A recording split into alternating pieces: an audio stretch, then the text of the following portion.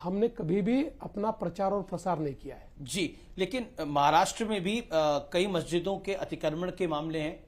बतौर महाराष्ट्र के मुख्यमंत्री धारवी इलाके में एक ऐसी मस्जिद है जिसका नाम है शुभमनिया मस्जिद, उस पर कार्रवाई होनी थी। आप कैसे देखते हैं? देखिए, कोर्ट का ऑर्डर है, अतिक्रमण है, इसलिए हमने वहां पर कार्रवाई के लिए भेजा। उन्होंने सामने से कहा कि हम अतिक्रमण निकाल देंगे, आप कार्रवाई मत कीजिए। हमने माना, हमने उनको मौका दिया, उन्होंने अतिक्रमण निकाला। तो ये कोई हमारी ऐसी लड़ाई थोड़ी है। अगर कोई कानून को मानकर काम करना चाहता है तो इज वेलकम। वोट जिहाद की मैं बात कर लेता हूं। क्या वोट जिहाद वाकई जातिगत जनगणना, जाति वाली राजनीति की एक बड़ी काट है और देवेंद्र फडणवीस ने वो काट ढूंढ ली है? देखिए, ऐसी कोई, ये महाराष्ट्र का मॉडल देश भर में भी चल सकता है। ऐसा है कि जहां वोट जिहाद की बात कोई करेगा जी, वहां पर वोटों का धर्म युद्ध होगा। यूपी में हुआ था लोकसभा चुनावों में, महाराष्ट्र में हुआ, बिल्कुल होगा, बिल्कुल होगा। बाकी तो ये टेम्पलेट है पूरे देश के लिए। नहीं, जैसा मैं कहता हूं, हम पोलराइजेशन नहीं करते, हम काउंटर पोलराइजेशन करते। अगर कोई पोलराइज करने की कोशिश करेगा तो जवाब मिलेगा, अन्यथा हम उस रास्ते से नहीं जाते। मैं आपको हिंदुत्व का नया पोस्टर बॉय इसलिए कह रहा हूं क्योंकि आपने एक बयान दिया था। आपने कहा था कि अरे ये महाराष्ट्र है और यहां पर औरंगजेब के नाम पर कोई कुत्ता भी पेशाब नहीं करेगा। ऐसा है, हिंदुत्व को पोस्टर बॉय की जरूरत नहीं है। हिंदुत्व हमारे खून में बसता है।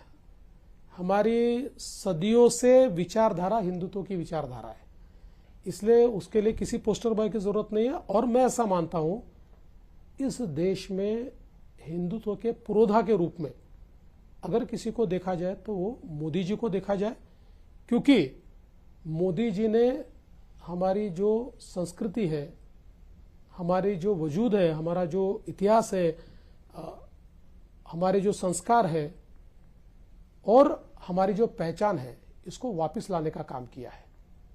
और एक समय ऐसा था कि ये सूडो सेक्युलर मंदिर जाने से भी डरते थे, छिप के जाते थे। प्रधानमंत्री जी ने वो डर लोगों के मन से निकाल दिया। तो उद्धव ठाकरे ने भी अपनी पार्टी को निर्देश दिया है कि दोबारा हिंदुत्व के एजेंडे पर वापस आई है। तो इसलिए, और मैं इसलिए भी उनको हिंदुत्व का पुरोधा कहता हूं क्योंकि ये हिंदुत्व ही है जिसने कभी डिस्क्रिमिनेशन नहीं किया। और आप अगर देखें तो मोदी जी ने विकास किया और विकास करते समय उन्होंने डिस्क्रिमिनेट नहीं किया। हिंदू, मुस्लिम, सिख, ईसाई, बौद्ध, जैन, कोई भी समाज का, कोई भी धर्म का, किसी की पूजा पद्धति कोई भी हो, सभी को विकास के रास्तों पर ले जाने का काम मोदी जी ने किया। आपने तो यह भी बयान दिया था कि आदित्य ठाकरे को हिंदुत्व सीखने के लिए अब सपा के पास यानी समाजवादी पार्टी और ओवैसी के पास जाना पड़ रहा है। नहीं, मैंने, ऐसा है कि चुनाव प्रचार के दरमियान उन्होंने ये कहा था कि भाई देवेंद्र फडणवीस मुझे हिंदुत्व न सिखाए। जी, मैंने कहा था मैं क्यों सिखाऊं भाई, मैं थोड़ी कोई सिखाने वाला होता हूं। अभी तो आपके पास सपा है, आपके पास ओवैसी है, आपके पास ये सारे लोग हैं, आपको सिखाएंगे। अच्छा, कोई चांस है उद्धव ठाकरे का वापस एनडीए में आने का? देखिए, अभी हमारी मेजोरिटी ही इतनी है कि मुझे लगता नहीं है कि कोई जरूरत भी है, क्योंकि ग्राउंड लेवल पे उनके कई नेता चाहते हैं कि वापस बीजेपी के साथ चले जाएं। अब नहीं, निश्चित रूप से चाहते होंगे क्योंकि मूल डीएनए उनका हिंदुत्व का रहा है। अब उन्होंने उसके ऊपर एक हरी चादर ओढ़ ली है, लेकिन उस हरी चादर में उनके नेता कहीं ना कहीं सफोकेट तो होते हैं ना, हो रहे हैं। तो कोई चांस है आने वाले अभी साल? कोई चर्चा ही नहीं है। मुझे लगता है कि अभी उस चर्चा का कोई मतलब ये समय भी नहीं है। आपने बोला कि एक है तो सेफ है नारा बहुत चला। योगी आदित्यनाथ ने भी एक नारा दिया था, बटोगे तो कटोगे। उसका भी कुछ इंपैक्ट रहा आपको लगता है? देखिए, दो नारे अलग नहीं है जी।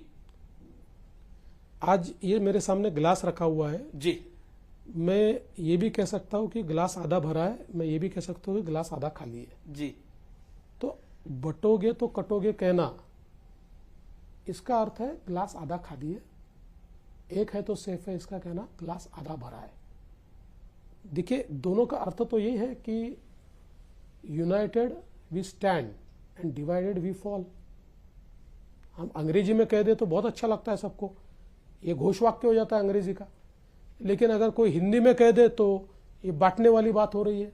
अरे भाई, समाज को एक करने का काम है। कोई अगर समाज को, देखिए मोदी जी ने बहुत अच्छे से कहा कि एक रहो तो सेफ रहोगे।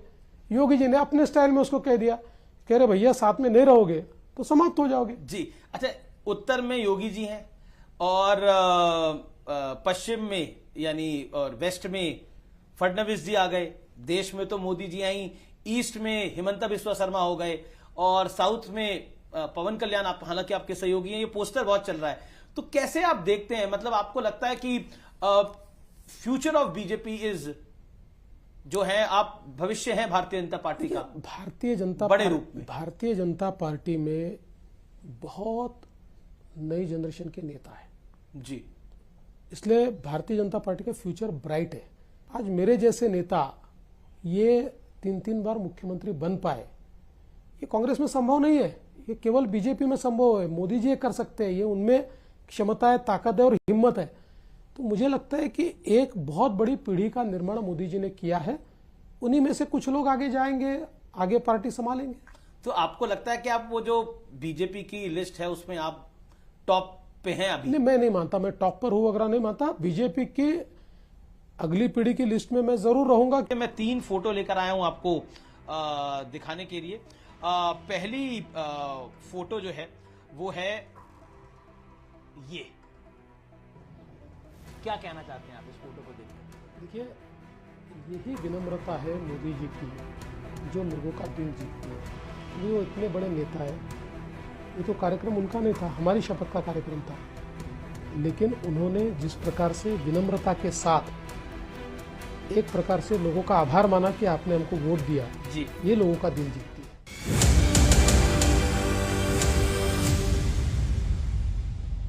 एक अच्छा कैप्टन अपने स्ट्राइक बॉलर्स को रोटेट करता है, वैसे ही Samco multi asset allocation fund की unique rotate strategy market conditions के हिसाब से इक्विटी, डेट और गोल्ड में करे रोटेट आपके स्टडी वेल्थ क्रिएशन के लिए। Samco multi asset allocation fund, आज ही निवेश करें। म्यूचुअल फंड निवेश बाजार के जोखिमों के अधीन है। योजना से जुड़े सभी दस्तावेजों को ध्यान से पढ़ें। Rajnigandha wires and cables, connecting people to power. अपने बैंकिंग ऐप से कॉन्टैक्टलेस पेमेंट्स को स्विच ऑन कर, just tap and go. Don't worry, ये बिल्कुल सेफ। मास्टर कार्ड पेमेंट्स का पावर प्ले। यशस्वी प्रधानमंत्री नरेंद्र मोदी जी के मार्गदर्शन एवं माननीय मुख्यमंत्री योगी आदित्यनाथ के कुशल नेतृत्व में महाकुंभ 2025 में सनातन पताका लहराने के लिए तैयार है उत्तर प्रदेश। उच्च कोटि के प्रबंधन वाले मानवता के इस अमूर्त धरोहर से साधु संतों के साथ ही कल्पवासी भी पुण्य के भागी बनेंगे। कल्पवास अर्थात 1 माह तक संगम तट पर डेरा डालकर वेदों का अध्ययन और ध्यान पूजा, जो पौष मास के 11वें दिन से प्रारंभ होकर माघ माह के 12वें दिन तक चलती है। श्वेत व पीतांबरधारी कल्पवासियों के दर्शन, संगम में डुबकी और पूज्य साधु संतों के आशीर्वाद का पुण्य प्रसाद प्रयागराज महाकुंभ में बंट रहा हो तो चहुं ओर एक ही जयकार गुंजायमान है। आओ चले महाकुंभ। जयतु महाकुंभ, जयतु सनातन। मुथूट फाइनेंस, इंडिया का number 1 most trusted financial services brand. Gold loan लेने के लिए कॉल करें 1-800-313-1212।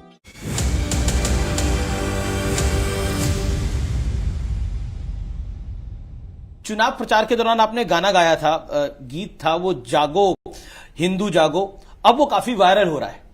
तो वो गाना आपने सुना कहां से और सीखा कहां से, या आप संग से ही सुनते हुए आ रहे थे? देखिए, ये गाना कोई मैंने चुनाव प्रचार में गाया नहीं था। मूल रूप से ये जो गाना है, जब राम जन्मभूमि का आंदोलन शुरू हुआ तो कार सेवक के रूप में जब हम लोग अयोध्या गए थे, उस समय का ये गाना था, तब हम ये गाते थे।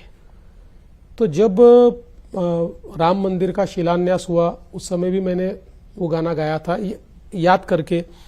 उससे जस्ट पहले एक मुंबई में उत्तर भारतीय एक सम्मेलन हुआ था, उस सम्मेलन में मैंने ये गाना गाया था। हालांकि मुझे कोई बहुत सुर वगैरह आते नहीं है। अभी आजकल टेक्नोलॉजी ऐसी है कि हमारे कुछ लोगों ने वो गाना उठाया वहां से जी, और उसको बैकग्राउंड में म्यूजिक डाल दिया, उसमें कुछ कोरस डाल दिया जी, तो एक वो गाना बन गया। और मैं तो आपको बोलने वाला था 2 लाइनें, अगर आप नहीं चुनाव में उसको नहीं भाई साहब, मैं इतना बेसुरा हूं कि मैं नेशनल टेलीविजन पे अपनी इज्जत नहीं उतारना चाहता। जी जी जी जी, लेकिन हम लोग आप सवाल करते हैं